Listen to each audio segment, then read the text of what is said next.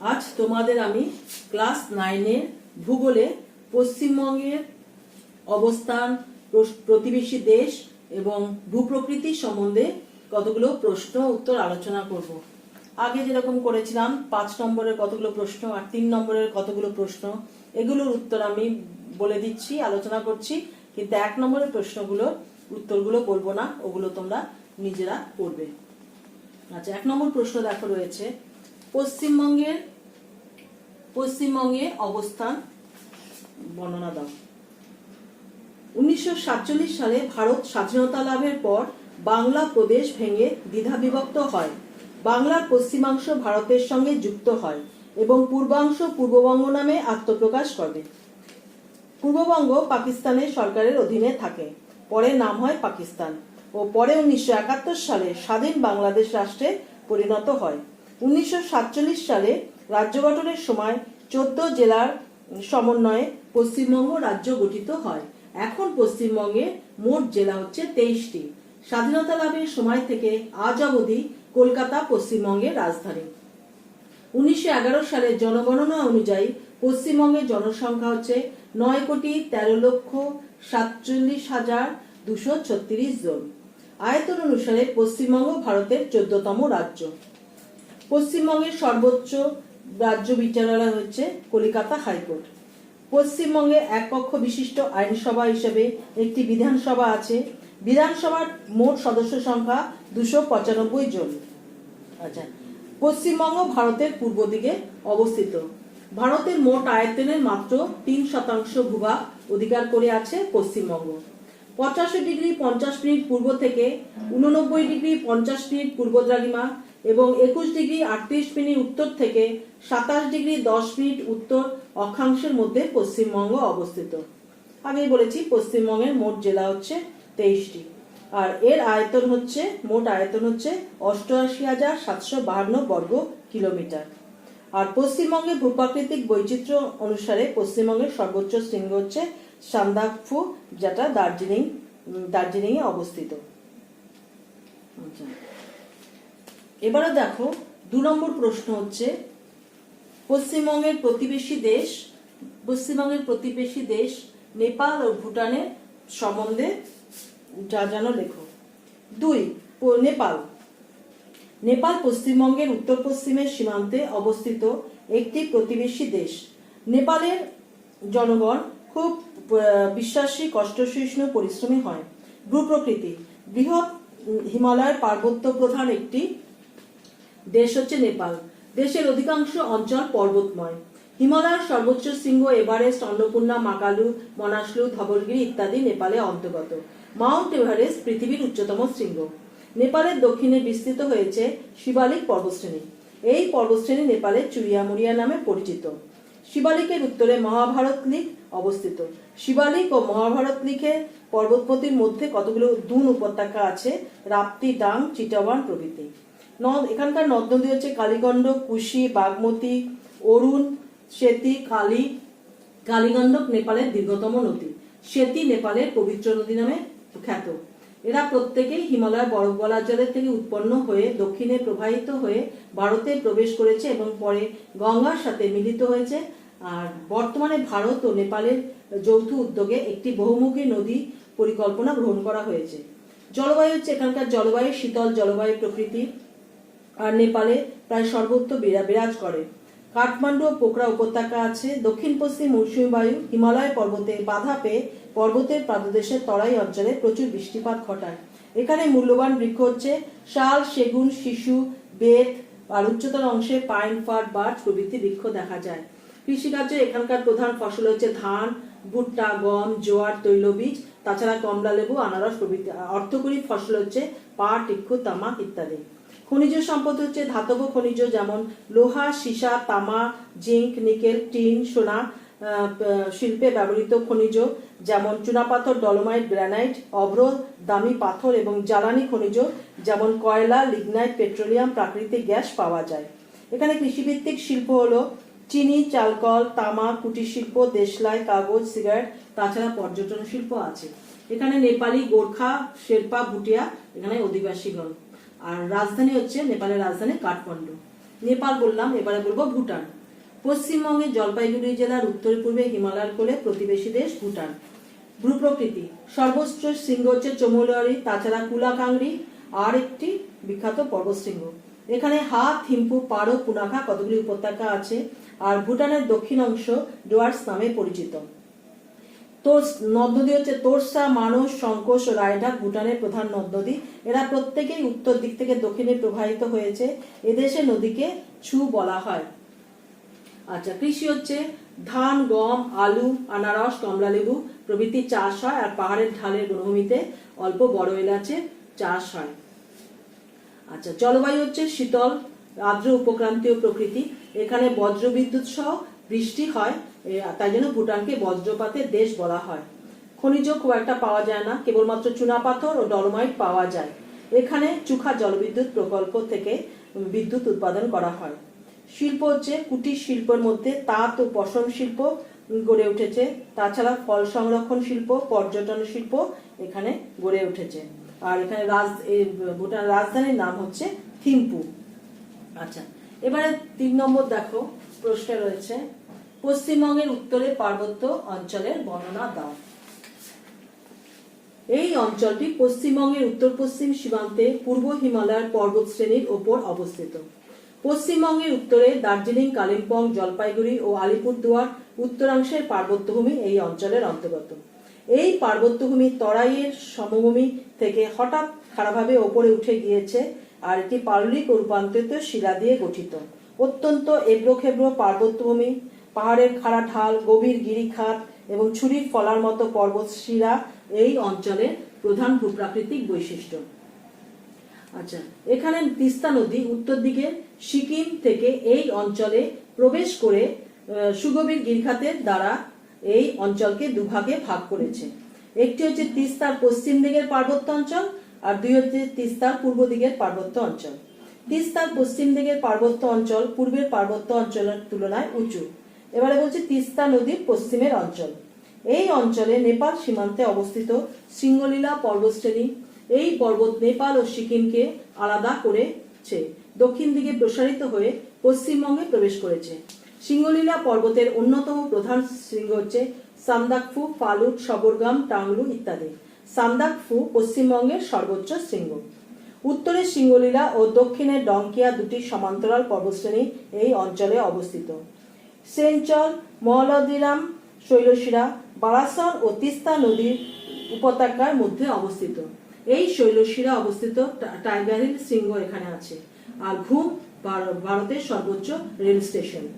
তাছাড়া দার্জিলিং এবং শৈলশিরা অবস্থিত। অসংখ্য শৈলশহর ও পর্বত পর্যটন কেন্দ্র এখানে গড়ে উঠেছে, যেমন ডাউহিল পাহাড় শ্রেণীর অপর কার্শিয়াং উল্লেখযোগ্য শৈলশহর ও পর্যটন কেন্দ্র। সিঙ্গলীলা পর্বতশ্রেণীর দক্ষিণে তাগদা পেশক পর্বতশ্রেণী রয়েছে। এতক্ষণ বললাম তিস্তার পশ্চিম দিকের, এবারে বলবো তিস্তার পূর্ব দিকের পার্বত্য অঞ্চল। জলপাইগুড়ি জেলার এই পার্বত্য অঞ্চল দার্জিলিং পার্বত্য জেলার তুলনায় নিচু। গড় উচ্চতা 1500 মিটার। এখানকার প্রধান শৈলশিরা সিনচুলা শৈলশিরা, যা পশ্চিমবঙ্গ ও ভুটানের সীমানায় অবস্থিত। তিস্তার পূর্ব দিকে দূরবিন্দারা পর্বত আছে। ঋষিরা এই অঞ্চলের উচ্চতম শৃঙ্গ। ছোট সিনচুলা ও রেনিগাঙ্গ এই অঞ্চলের দুটি উচ্চতম শৃঙ্গ। জলপাইগুড়ি জেলার পূর্ব অংশে নাতি উচ্চ বক্সা জয়ন্তী পাহাড় আছে, যা শিবালিক পাহাড়ের অংশবিশেষ। এই অঞ্চলটি ক্ষয়প্রাপ্ত হয়ে বিচ্ছিন্ন পাহাড়ে পরিণত হয়েছে। বক্সা পাহাড়ের সর্বোচ্চ শৃঙ্গের নাম হচ্ছে সাংচুলি। আচ্ছা, এবার দেখো 4 নম্বরের প্রশ্ন। 4 নম্বর হচ্ছে পশ্চিমবঙ্গের উত্তর ও দক্ষিণের সমভূমির বর্ণনা দাও। পশ্চিমবঙ্গের উত্তরের সমভূমি গঙ্গার উত্তর পাড় থেকে উত্তর দিকে তরাই অঞ্চল পর্যন্ত এই সমভূমি অঞ্চল বিস্তৃত। সমগ্র উত্তর ও দক্ষিণ দিনাজপুর, কুচবিহার ও মালদহ জেলা এই অঞ্চলের অন্তর্গত। অঞ্চলটি সমতল হলেও মাঝে মাঝে এখানে সেখানে খাল, বিল এবং উঁচু নিচু জমি আছে। কুচবিহার ও মালদহ জেলার এরকম উঁচু নিচু জমি দেখা যায়। দিনাজপুর জেলার দক্ষিণাংশ ও মালদহ জেলার পূর্বাংশ মোটামুটি অসমতল ও ঢেউ খেলানো। নদীর নরম পলিমাটিতে এই সমভূমি তৈরি হয়েছে। এখানে মহানন্দা পূর্বভাগে ভূমি, দক্ষিণ ও মালদহের পূর্বাংশ কিছুটা উঁচু, পিত ও লাল রঙের প্রাচীন পলিমাটিতে গঠিত, তাকে বারেন্দ্র বা বারেন্দ্রভূমি বলে। ঢেউ খেলানো উঁচু নিচু অঞ্চল। মহানন্দার পশ্চিম পাড়ের ভূমিকে মহানন্দার উপনদী কালিন্দী দুই ভাগে ভাগ করা হয়েছে। কালিন্দী উত্তর পাড়ের নিচু জলাভূমিকে তাল এবং দক্ষিণ পাড়ের উর্বর ভূমির নাম দিয়ারা। এই অঞ্চল উর্বর ও জনবসতিপূর্ণ। তাল অঞ্চল বর্ষাকালে জলপ্লাবিত হয়। পলিগঠিত কাদা মিশ্রিত এবং মিহি দানাযুক্ত তাল সমভূমির মাটির উর্বরতা বেশি। এবার বলবো দক্ষিণের সমভূমি। গঙ্গার দক্ষিণের তীরভূমি থেকে বঙ্গোপসাগরের উপকূল অঞ্চল এর অন্তর্গত। এই সমতল ভূমি দক্ষিণ দিকে ঢালু হয়ে গেছে। দক্ষিণবঙ্গ সমভূমিকে আবার 4 ভাগে ভাগ করা হয়েছে: রাঢ় সমভূমি, বদ্বীপ সমভূমি, সুন্দরবন আর উপকূলীয় সমভূমি। ভাগীরথী হুগলি নদীর এই সমভূমির মধ্যভাগ দিয়ে দক্ষিণ দিকে প্রবাহিত হয়েছে এবং দক্ষিণের এই সমভূমি আবার 6টি ভাগ রয়েছে: রাঢ় সমভূমি, বাগড়ি সমভূমি। পশ্চিমবঙ্গের দক্ষিণে বদ্বীপ ও মালভূমির মধ্যবর্তী মুর্শিদাবাদ, বীরভূম, বাঁকুড়া, বর্ধমান ও মেদিনীপুর জেলার বেশ কিছু অঞ্চল নিয়ে রাঢ় সমভূমি বিস্তৃত হয়েছে। মোটামুটিভাবে পূর্বে 50 মিটার এবং পশ্চিমে 100 মিটার সমোন্নতি রেখার মধ্যে অঞ্চলটি উত্তর থেকে দক্ষিণে বিস্তৃত। এখানে প্রাচীন পলি দিয়ে গঠিত। এখানে ল্যাটেরাইট জাতীয় লাল মাটি দেখা যায়। এই মাটির আস্তরণ অগভীর এবং এর দানা বেশ মোটা। মাটিতে ক্ষারের অংশ বেশি এবং জৈব পদার্থ কম থাকায় মাটি উর্বর নয় এবং মাটির রং লাল, এই জন্য একে রাঙামাটি নামে পরিচিত। এই সমভূমির প্রায় সবটাই সমতল এবং ধীরে ধীরে দক্ষিণ পূর্ব দিকে ঢালু। এই অঞ্চলে মাঝে মাঝে ভূমির উপর পাথর বেরিয়ে থাকতে দেখা যায়। এছাড়া এর পশ্চিম দিকে ছোট বড় আকারের টিলা দেখতে পাওয়া যায়। আচ্ছা, এবারে দেখো 5 নম্বর প্রশ্ন। 5 নম্বর প্রশ্ন হচ্ছে, দেখো, গাঙ্গেয় বদ্বীপ অঞ্চলের সমভূমির বর্ণনা। গঙ্গার বদ্বীপ সমভূমি। ভাগীরথী হুগলি পূর্ব পাড় থেকে বাংলাদেশের সীমানা পর্যন্ত বিস্তৃত। এই অঞ্চল সারা বছর গঙ্গা বদ্বীপ ভূমি নামে পরিচিত। নবীন পলিমাটি গঠিত এই সমভূমি অঞ্চলে নিচু ভূমি, জলাভূমি ও অশ্বক্ষুরাকৃতি হ্রদ দেখতে পাওয়া যায়।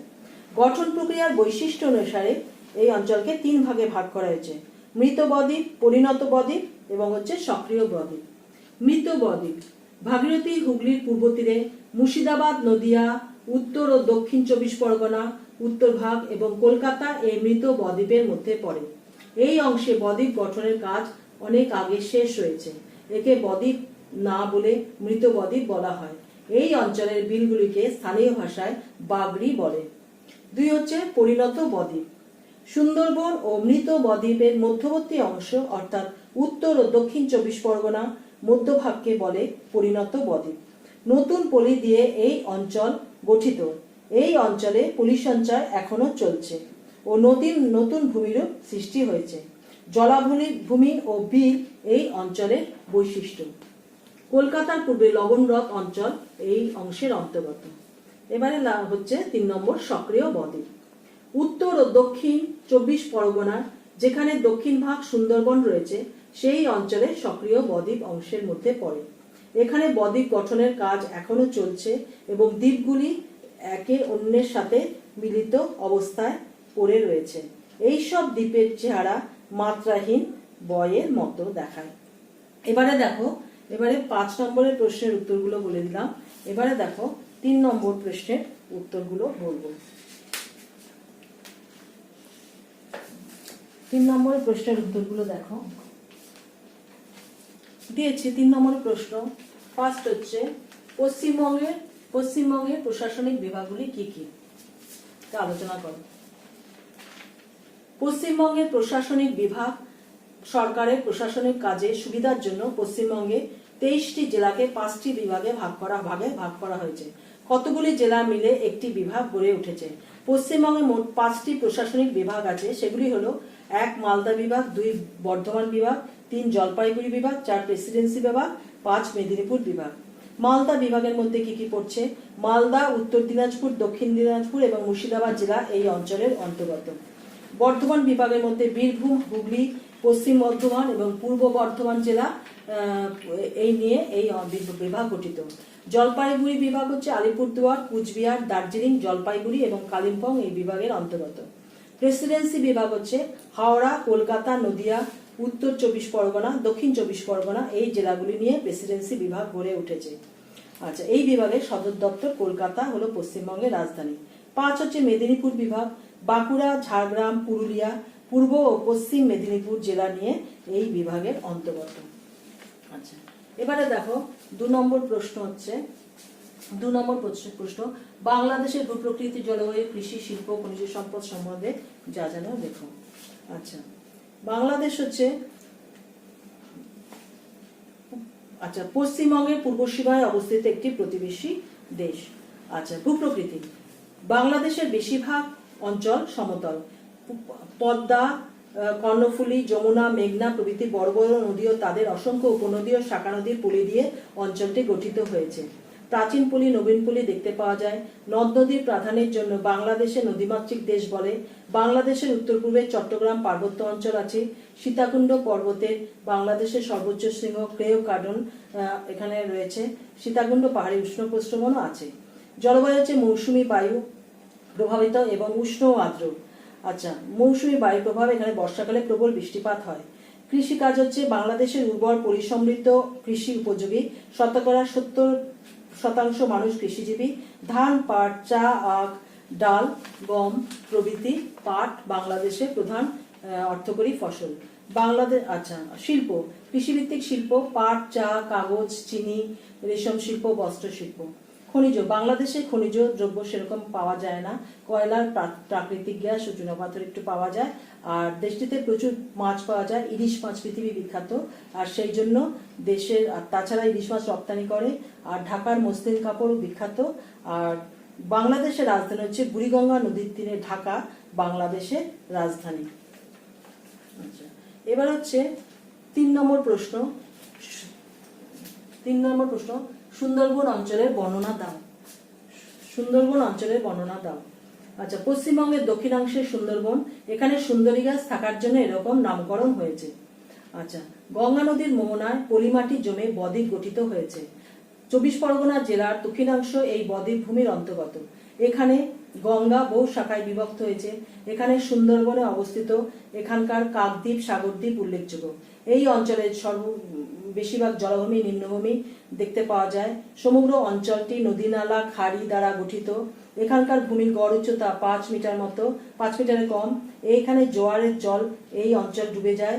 গঠনের দিক থেকে এই অঞ্চল পশ্চিমবঙ্গের মধ্যে সবচেয়ে নতুন। এখানকার ভূগঠন এখনো চলছে। সমুদ্রের অগভীর অংশে নদীবাহিত পলি অঞ্চলে সমুদ্রবক্ষের প্রবাহ নতুন চর সৃষ্টি করেছে। এভাবেই পূর্বাশা নামে একটি নতুন চর বা বদ্বীপ সৃষ্টি হয়েছে। তাছাড়া চারিদিক থেকে বালি, কাকড়, পলি ইত্যাদি জমে চরগুলোর চতুর্দিকে জমা হয়ে প্রধান ভূভাগের সঙ্গে এক হয়ে যাচ্ছে। এইভাবে অঞ্চলটি ক্রমশ দক্ষিণে বিস্তৃত হয়ে আয়তনে বৃদ্ধি পাচ্ছে। এখানে নদীগুলি হলো মাতলা, গোসাবা, বিদ্যাধরী, হারিয়াভাঙ্গা, মাথাভাঙ্গা প্রভৃতি।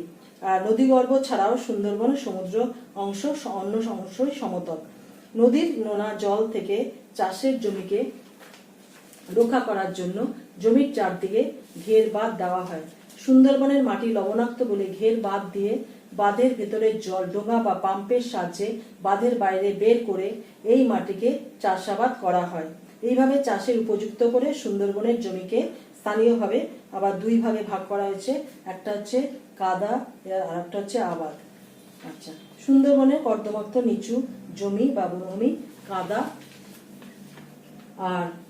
কাদা আর সুন্দরবনের যে অঞ্চল চাষাবাদ করা হয় তাকে আবাদ বলা হয়। আচ্ছা, এবারে 4 নম্বর হচ্ছে উপকূলের বালিয়াড়ি অঞ্চলে বর্ণনা দিচ্ছি। মেদিনীপুর জেলার দক্ষিণ পশ্চিম অংশে বঙ্গোপসাগরের উত্তরে অবস্থিত উপকূল অঞ্চলটি পশ্চিমবঙ্গের সবচেয়ে ছোট ভৌগোলিক অঞ্চল। এই মেদিনীপুর উপকূলের ভাগে অবস্থিত এই সমভূমির উত্তর পূর্ব সীমা জুড়ে যথাক্রমে উড়িষ্যা উপকূল খাল ও রসুলপুর নদী অবস্থিত। এর পশ্চিমে পশ্চিমবঙ্গের সীমানা ও দক্ষিণে বঙ্গোপসাগর। উত্তর দক্ষিণে এই সীমা 5 থেকে 10 কিলোমিটার চওড়া আর পূর্ব পশ্চিমে 50 কিলোমিটার মতো লম্বা। বালুকাময় এই অঞ্চলটি প্রায় সমতল হলেও এই অঞ্চলে মাঝে মাঝে বিভিন্ন বালির ঢিবি আছে। সর্বদক্ষিণে উপকূলবর্তী তটভূমি বালুকাময় ও প্রায় 300 থেকে 500 মিটার চওড়া তটভূমির ঢাল খুব কম। এখানে বালির নিচে সময় সময় কাদামাটি দেখতে পাওয়া যায়। মোটামুটিভাবে এই তটভূমি বেশ শক্ত। এর ওপরে ছোট ছোট এরোপ্লেন ও মোটর গাড়ি চালানো হয়। সমুদ্রের ঢেউয়ের আঘাতে পশ্চিম দিকের দীঘা অঞ্চলের তটভূমি ভেঙে গেছে, কিন্তু পূর্ব দিকে সমুদ্রের পলি সঞ্চয়ের ফলে জুনপুট নতুন তটভূমি গড়ে উঠেছে। বায়ু প্রবাহের ফলে উপকূলের বালি উড়ে এসে সমুদ্রের উপকূলে গাছপালা বাধা পেয়ে ছোট ছোট বালির ঢিবি সৃষ্টি করেছে। বালির এই উঁচু নিচু ঢিবিকে বালিয়াড়ি বলে। আর সামনের দিকে এটি ঢালু ও পেছনের দিকে বেশ খাড়া হয়। এছাড়া দুটি সমান্তরাল বালিয়াড়ির মধ্যবর্তী অঞ্চল বেশ খানিকটা নিচু হয়। পশ্চিম দিকে দীঘার কাছাকাছি সমুদ্র উপকূলে বালিয়াড়িকে দীঘা বালিয়াড়ি এবং পূর্ব দিকে কাঁথির কাছাকাছি বালিয়াড়িকে কাঁথি বালিয়াড়ি বলে। আচ্ছা, এবারে দেখো এক কথায় ছোট ছোট প্রশ্ন দিয়েছি। সেই প্রশ্নগুলোর উত্তরগুলো তোমরা নিজেরা লিখে রাখবে। আচ্ছা, আগেও যেরকম দিয়েছি প্রশ্নগুলো দেখো। এক দিয়েছি, সঠিক উত্তরের পাশে রাইট চিহ্ন দেবে। বিহারের রাজধানী পাটনা, রাঁচি, দিশপুর, যেটা তোমার মনে হবে ঠিক সেটা রাইট চিহ্ন দেবে। পশ্চিমবঙ্গের সর্বোচ্চ শৃঙ্গ ফালুট, টাঙ্গুর, সান্দাকফু, যেটা তোমার ঠিক মনে হবে সেটা রাইট চিহ্ন দেবে। তারপরে 2 নম্বর দিয়েছি শুদ্ধ অশুদ্ধ লেখো। ভুটানের রাজধানী কাঠমান্ডু। আর 2 দিয়েছি মৃত বদ্বীপ অঞ্চলের বিলগুলিকে স্থানীয় ভাষায় বাগদি বলে। যেটা মনে হবে শুদ্ধ সেটা শুদ্ধ লিখবে, অশুদ্ধ লিখবে। আচ্ছা, তারপরে 3 নম্বর দিয়েছি শূন্যস্থান পূরণ করো। সিকিমের সর্বোচ্চ শৃঙ্গ ড্যাশ, বি তরাই কথার অর্থ ড্যাশ। 4 নম্বর দিয়েছি এক কথায় উত্তর দাও। তাল কি? আর বি হচ্ছে পশ্চিমবঙ্গে কয়টি জেলা আছে। আর বাম স্তম্ভের সাথে ডান স্তম্ভ মিলাও। পৃথিবীর উচ্চতম শৃঙ্গ, আর এদিকে দিয়েছি কুলাকাংড়ি। বি দিয়েছি পশ্চিমবঙ্গের রাজধানী, আর বি এদিকে দিয়েছি এভারেস্ট। আর সি দিয়েছি ভুটানের উচ্চতম শৃঙ্গ, এদিকে সি দিয়েছি কলকাতা।